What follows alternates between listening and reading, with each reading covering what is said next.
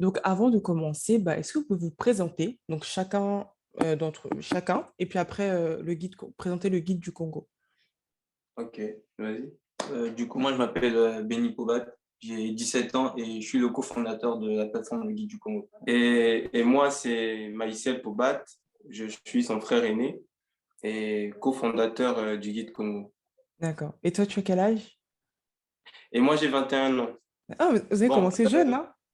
ouais. Donc, lui, il est lycéen, il a 17 ans. Et moi, j'ai 21 ans, je suis en troisième année, je suis à UCAC-ICAM, l'Université catholique d'Afrique centrale. D'accord. Mm. Et vous avez commencé, donc c'est quand que ça a commencé le guide du Congo? On a organisé notre première expédition le 10 avril 2021. Donc, on peut dire que depuis le 10 avril 2021, le guide du Congo a commencé. Mm. D'accord. Et pourquoi en fait vous avez commencé le guide du Congo en plus à votre âge, quoi? Franchement, j'aurais jamais cru hein, que vous serez aussi jeune.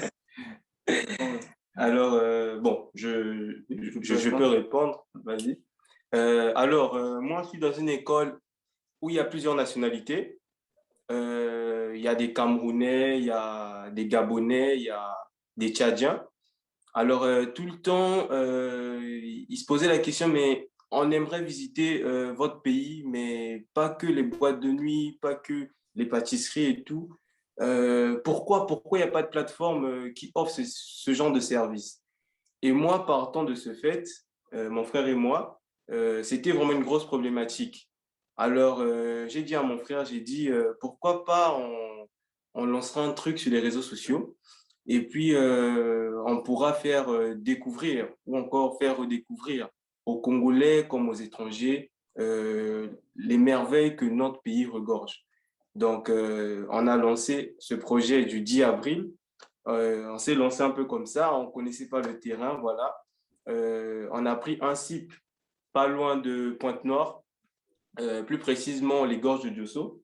C'est un site qui est très visité. Ouais. Et pour nous, en fait, c'était l'un des meilleurs sites parce que c'est facile d'accès, facilement, vous pouvez y accéder par des bus et des voitures. Et c'est comme ça que le projet voilà, voilà, À commencer.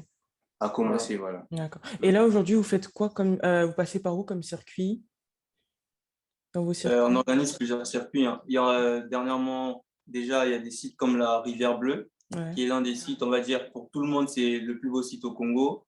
On organise des expéditions dans le parc Conquati, Oui, par j'ai vu lesquelles on ça. peut voir des éléphants, des chimpanzés et tout ça. Et il y a plusieurs sites, je ne peux pas tous les citer. Et quand les clients viennent vers nous, ils peuvent nous dire que voilà, on a envie de visiter tel site. Et par rapport à leur demande, ben, on les offre ce qu'ils veulent, quoi. Mhm. Et comment vous vous organisez dans vos circuits? Donc en fait, est-ce que vous avez un contact sur place? Comment je vais tout savoir? Comment ça se passe? OK. Comment vous vous organisez? Alors, la stratégie, en fait, on travaille avec des associations locales. D'accord. Donc, généralement, comme pour Conquati, on travaille avec une association qui travaille directement dans le parc de Conquati. Donc, grâce à eux, on a un accès dans Conquati plus facilement. Mhm. Donc, nous, en fait, des fois, on joue le rôle de courtier, très D'accord. souvent. On, Ok. on peut rentrer en contact disons, un lodge, une maison d'hôte, voilà. Et nous, on ramène des clients vers ces maisons d'hôtes. Et je peux vous prendre le cas des croisières. On organise aussi les croisières sur J'ai vu l'océan ça. Atlantique. J'ai vu ça. Et il y a beaucoup de gens qui n'étaient pas informés qu'il y avait des baleines, qui avaient possibilité d'observer les baleines ici au Congo. Alors, on s'est mis en partenariat, en association, avec une association, la Bouée Couronne, qui milite dans la protection maritime. Et grâce à eux, ça nous a permis d'accéder facilement au port, au mouillage, l'accès avec les marins. Parce que en fait, plus on lance des circuits et on grandit, en fait. Est-ce que vous voyez? Ouais, ouais. Donc, ouais. Et on s'est lancé, on avait, disons, 0 sous. Donc, on n'avait pas de moyens logistiques, des gros moyens. Nous sommes jeunes, voilà, on essaie. Et on s'est dit, pour pallier à ce problème, l'idéal serait déjà de travailler avec ceux qui ont de l'expérience, mais qui n'ont pas forcément la stratégie que nous avons, étant jeunes, maîtrisant les réseaux sociaux, pas parfaitement, mais voilà, Mhm. voilà un peu. Vous avez Voilà. un avantage. Et c'est super intéressant. Et comment vous êtes entré en contact avec toutes ces associations? Comment vous les avez trouvées? OK. Bon, généralement, disons que quand tu te lances, tu rencontres des gens. Est-ce que vous voyez? Donc, Mhm. du coup, le carnet d'adresses, ça grandit. Et depuis qu'on a commencé, on tombe sur des bonnes personnes. Je ne sais pas si c'est la grâce de Dieu. Bon, moi, voilà, je suis chrétien. Donc, généralement, après avoir collaboré avec une association, cette association, généralement, nous redirige vers une autre association. Donc, en fait, notre carnet d'adresses grandit, grandit, grandit, et d'où les collaborations avec plusieurs associations locales ici au pays. Mhm. Et comment vous gérez avec les cours? Moi, c'est la question que je me pose. Comment vous gérez? Parce qu'il y en a un qui est au lycée, l'autre est à l'université. Comment vous gérez? Ouais. C'est vrai que c'est pas facile, mais encore une fois, il faut savoir s'organiser, savoir faire la part des choses.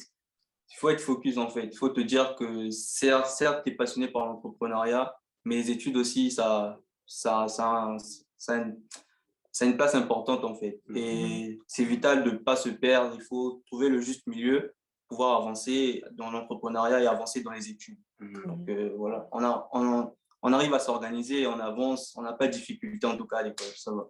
Ça va. Ouais. Et aussi, j'aimerais rajouter avec les études, ce qui est bien avec l'entrepreneuriat, c'est tout est flexible. Mhm. Toi, tu décides de ton emploi du temps, tu décides de tes rendez-vous. Généralement, quand les clients nous contactent, bah, c'est nous qui fixons l'heure par rapport à notre programme, notre planning à l'école. On se dit, voilà, de 15h à 16h, on sera dispo. Donc, du coup, on peut recevoir des clients dans ce laps de temps.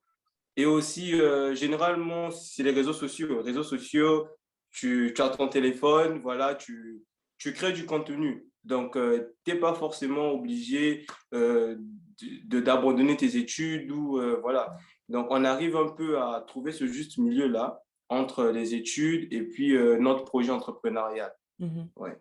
Et, euh, et comment votre projet a été perçu par votre famille et vos amis, votre entourage tout simplement?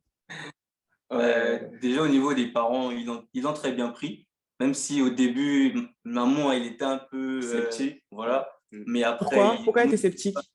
Ouais, beaucoup sceptique. Pourquoi? Elle était sceptique parce que on investissait beaucoup d'argent, beaucoup d'énergie, mais on gagnait pas en fait le retour. Voilà, Euh, disons qu'on semait beaucoup, on investissait beaucoup en temps, en énergie, le côté financier aussi, et elle voyait pas vraiment l'intérêt de le faire parce que voilà, elle se dit ouais mais ça rapporte pas, pourquoi vous êtes focus là-dessus? Voilà, elle n'avait pas la même vision que nous au ouais. début, voilà au début. Et on a rencontré pas mal de difficultés aussi, dans la logistique surtout, parce qu'on était obligé de louer des voitures, voilà, de passer par des contacts. Et voilà. Mhm. Voilà. Et, Et aussi, ouais. euh, et aussi au niveau des amis, bon, c'est aussi un conseil aussi aux autres. Voilà. Quand on se lance dans l'entrepreneuriat, c'est pas tout le monde qui a la même vision que vous, en fait. Ils vont vous démotiver, ils vont vous dire, ouais, mais ce que tu fais, franchement, tu perds ton temps, tout ça. Enfin, vous allez écouter, en fait, disons, plein de préjugés, plein de choses venant des personnes qui n'ont jamais essayé, qui ne se sont jamais lancés dans un projet, peu importe le projet, et ils vont vraiment vous mettre un coup sur la motivation. Donc, nous aussi, on a eu des amis qui étaient sceptiques autour de nous. Et du coup, nous, on s'est vraiment écarté de, de certains amis, en fait. Il y a eu des relations amicales qui ont été brisées parce qu'il fallait vraiment qu'on se retire. Ouais. Parce que pour nous, ces relations-là étaient, disons, nocives pour nous. Parce que ça devait installer le doute en nous et puis peut-être abandonner le projet. et Ouais. aussi, on met vraiment l'accent sur la discrétion. On n'aime pas trop s'exposer aussi. Là, c'est la première fois qu'on fait une interview, donc c'est synonyme de, voilà, les gens vont savoir c'est qui le guide du Congo. Du coup, mais on est vraiment dans un cadre où on se dit, on doit rester humble, travailler dans notre coin, et si ça avance, les gens verront. C'est pas à nous d'aller les dire que voilà, regardez. Du coup, c'est ce qu'on essaie de faire aussi. Ouais. Et genre, parlant de votre domaine d'activité, quelles sont les difficultés que vous rencontrez chaque jour, en fait?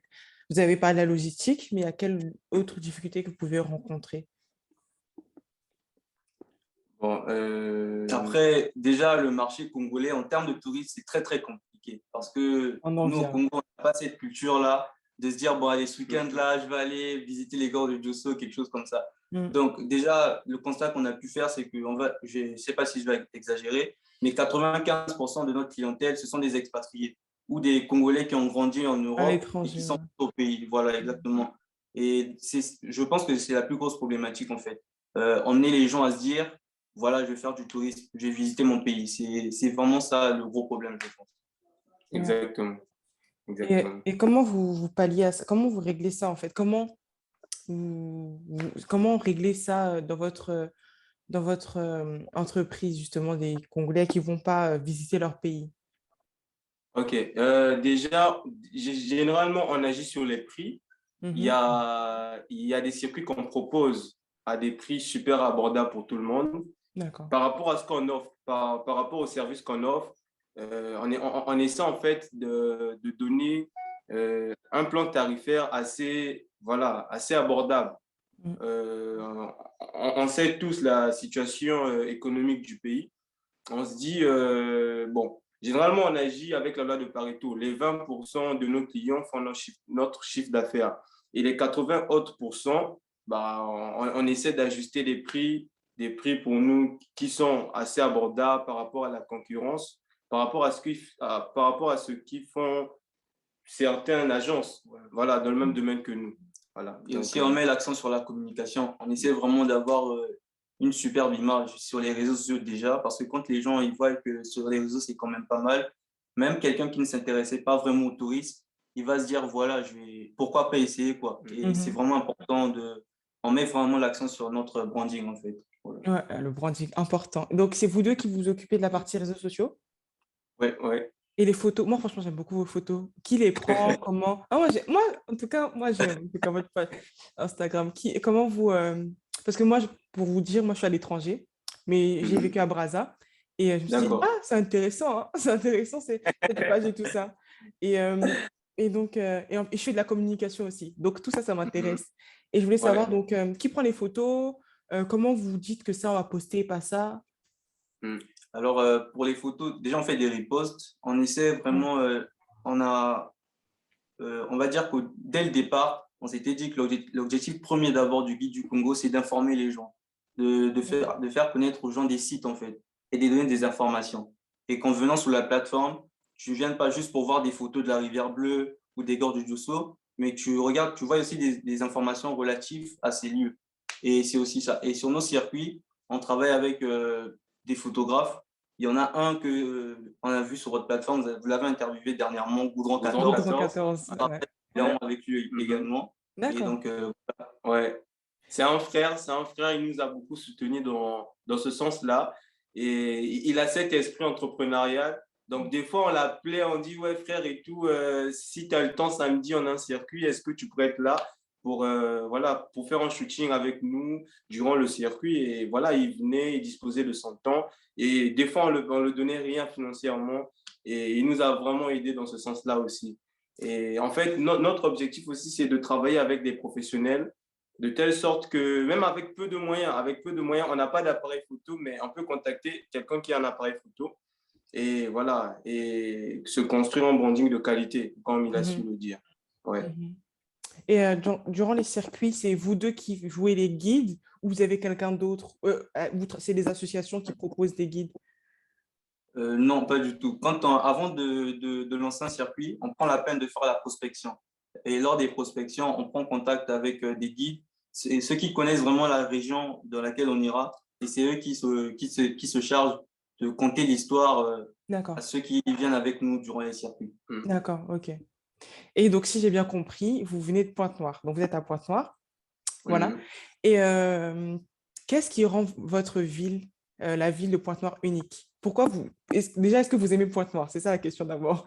Est-ce que vous... Clairement, D'accord. OK. Qu'est-ce qui fait que vous aimez Pointe-Noire? Par exemple, quel mot vous vient en tête quand vous parlez de Pointe-Noire? En fait, vendez-nous Pointe-Noire. Quelqu'un qui n'est jamais allé, comment il verrait Pointe-Noire? Tout simplement.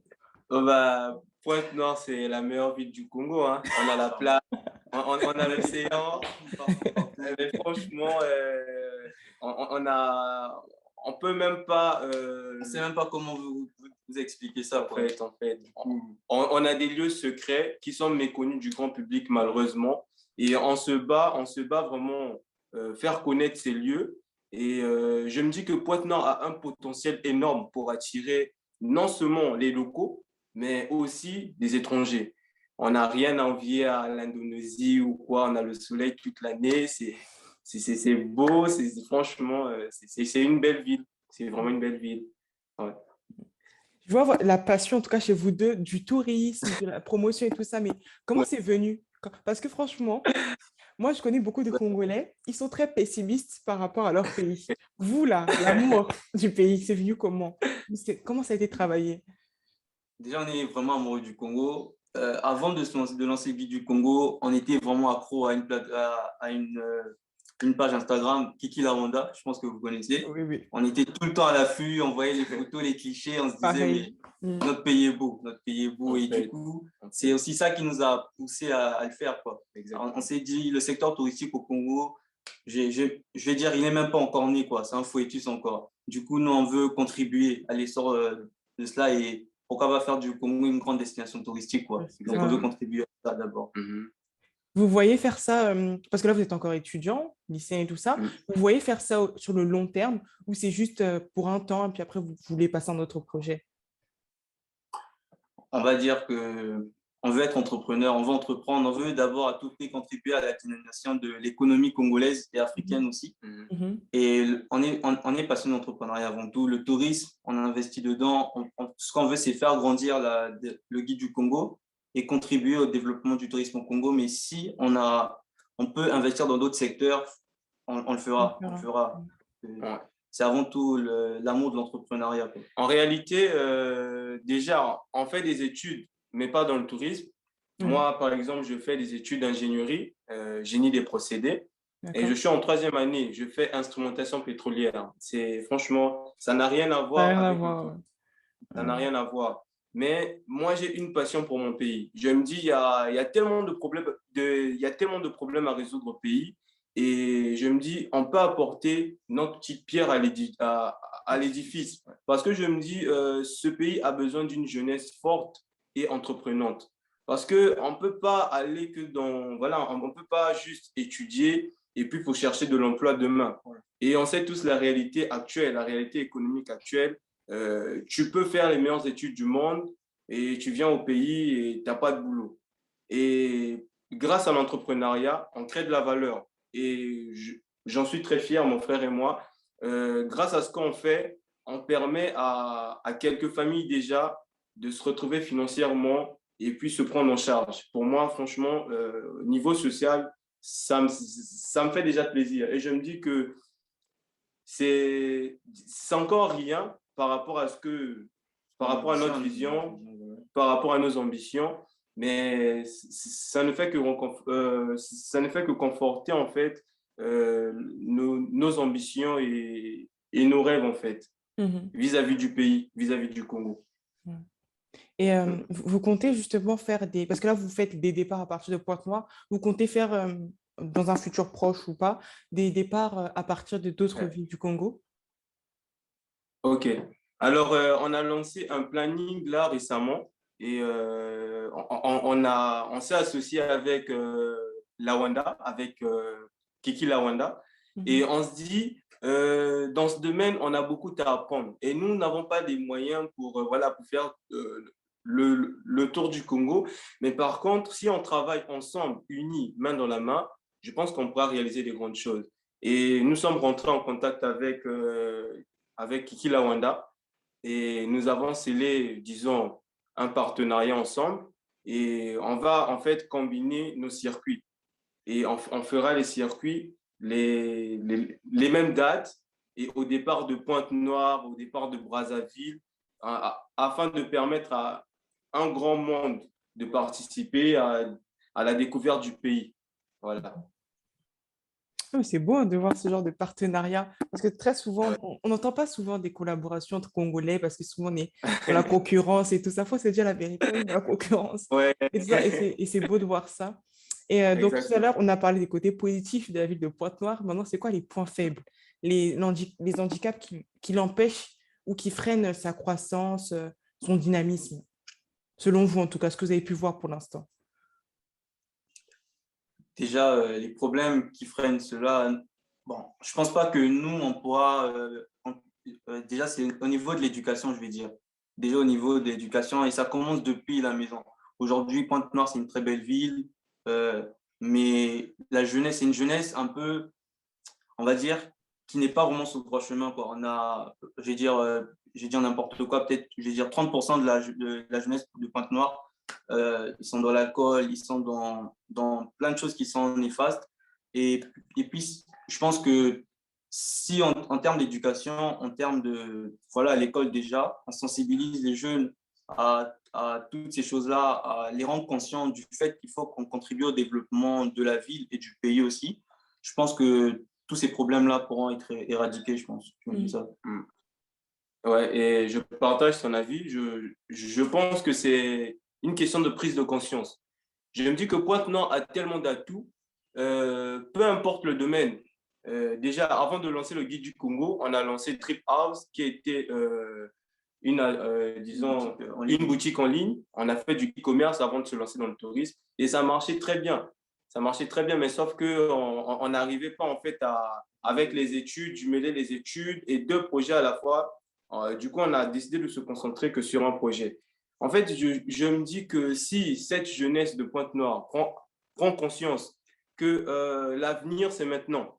L'avenir se construit maintenant. Et aussi, grâce aux réseaux sociaux, il y a tellement de jeunes qui sont connectés. Actuellement, bon, voilà, quand je dis jeune, même quand on est adulte, on est jeune, voilà, il y a tellement de gens qui sont connectés. Je me dis, ils doivent prendre le temps de s'éduquer, de se former, de découvrir autre chose que, voilà, Les bars et tout ça. exactement, que les bars, les restaurants, voilà, et c'est un peu voilà, de voir au-dessus de ça, quoi. Mhm. Ouais, c'est vrai. Et pour l'instant, quels sont les sites touristiques, les plus beaux sites touristiques que vous ayez vus dans la région ou tout simplement dans le pays? Déjà, il y a les gorges du Dosso. Les gorges du Dosso, autour de Pointe-Noire, tu as les chutes de Dinga. C'est un endroit magnifique. Il y a beaucoup de plages aussi. Il y a la plage de Mvassa, il y a la Pointe Indienne, qui est, moi, nous, on se dit que c'est le Assini du Congo, la Pointe Indienne. Assigné en Côte d'Ivoire. Il y a beaucoup de sites. Il y a la rivière Nambouli, un peu plus dans le nord. Ouais. Et le site qui revient le plus souvent, la rivière Bleue. La rivière Tout le Bleue, monde, toujours. tout le monde connaît la rivière Bleue sur les réseaux sociaux. Quand on demande aux gens, direct, ils disent la rivière Bleue, c'est le plus beau site congolais. Donc, il y en a beaucoup, il y en a trop. Ouais. On ne pourra pas tous les citer, quoi. Exactement. Il y a trop de beaux sites à visiter au pays. Franchement, il faut juste prendre le temps et il y a tellement de beaux sites. Ouais. Et dans 5 ans, puis dans 10 ans, comment vous voyez la plateforme Le Guide du Congo? Alors, déjà, je pense que la plateforme le Guide du Congo dans 10 ans va beaucoup se diversifier et va beaucoup grandir. Alors, on ambitionne déjà de conquérir tous les secteurs qui sont affiliés, disons, au tourisme, quoi, l'hôtellerie, la restauration. Et on a tellement de projets de construire des lodges déjà, que le guide du Congo soit implanté déjà dans plusieurs sites stratégiques, voilà, dans des parcs nationaux. Voilà. Donc, du coup, le guide du Congo, dans 5-10 ans, on aimerait que ça soit un acteur majeur, voilà, au développement du pays. Voilà. Ah, c'est super. Ah, non, mais c'est trop bien. Franchement, une très belle découverte. Une très belle découverte. Et comment on peut, donc, vous avez parlé de difficultés et tout ça, mais comment, en général, dans le pays ou même dans la ville, on peut améliorer l'expérience des touristes pour faire du Congo une destination touristique à l'échelle régionale, continentale, même mondiale? Déjà, lors de nos circuits, nous, ce qu'on veut vendre d'abord, c'est l'authenticité. Quand on réalise nos circuits, on veut vraiment, parce qu'on a remarqué que les gens, ils aiment quand c'est vrai. Ils aiment quand c'est vrai. Et moi, je pense que qu'en le faisant, quelqu'un, il va faire le circuit, il va ressentir cette authenticité-là. Ils vont parler, ils vont parler. Et grâce à ça, on parlera du Congo même aux États-Unis, même en France, même en Italie.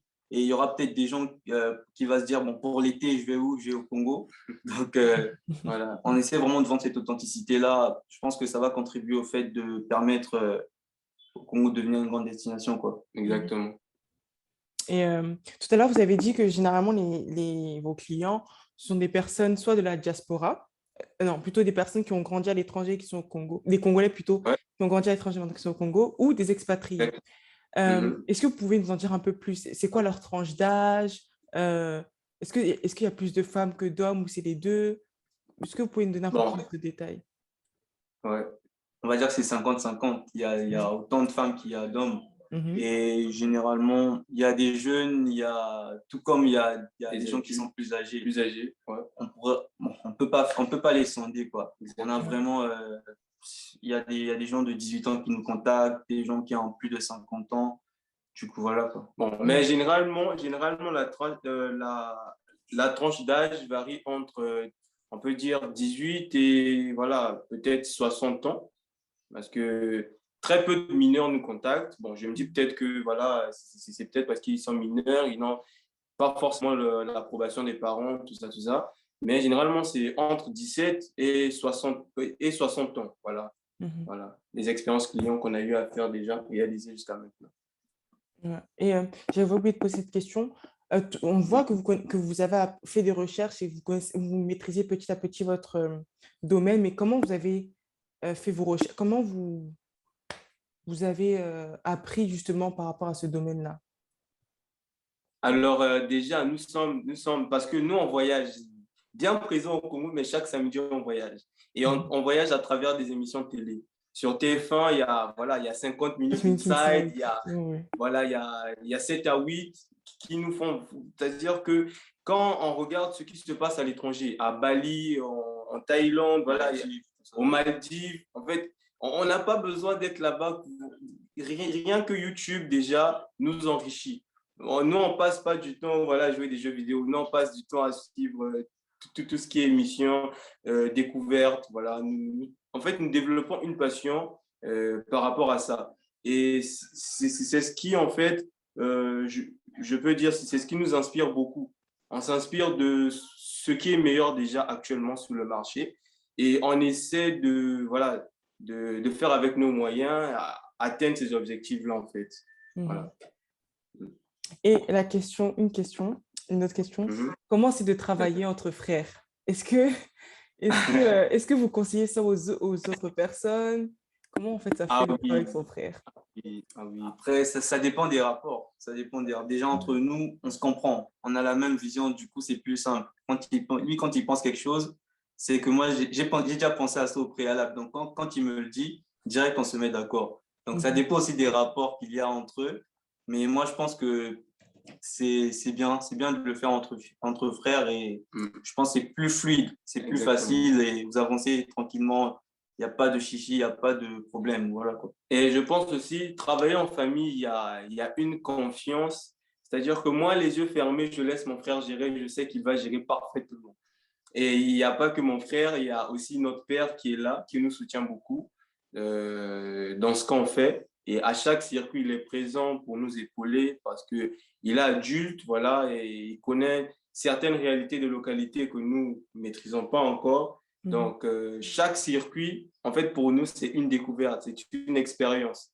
Donc, en gros, travailler en famille, c'est quelque chose de solide parce qu'il y a la confiance, et puis, voilà, il y a ce lien-là qui nous unit, donc c'est fort, en fait. Ouais. Et vous arrivez à mettre la limite entre, là on parle du guide du Congo et là on parle d'autre Ouais, chose, vous arrivez quand même? ouais, Oui, disons que oui. on a beaucoup de projets en tête aussi. On se partage tout le temps des idées. Donc, je pense que quand on aura les moyens, on va faire beaucoup de choses. Ouais. On se partage tout le temps des idées. Donc.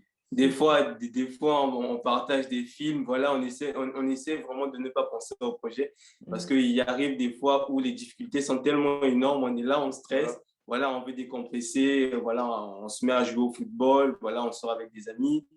Voilà, et voilà, on passe un peu du temps, voilà, hors projet. Ouais, super. Et dernière question, ou plutôt un dernier mot, qu'est-ce que vous D'accord, diriez à quelqu'un qui veut se lancer déjà dans l'entrepreneuriat au Congo et ensuite dans le tourisme au Congo? d'accord. Déjà, il faut être déterminé.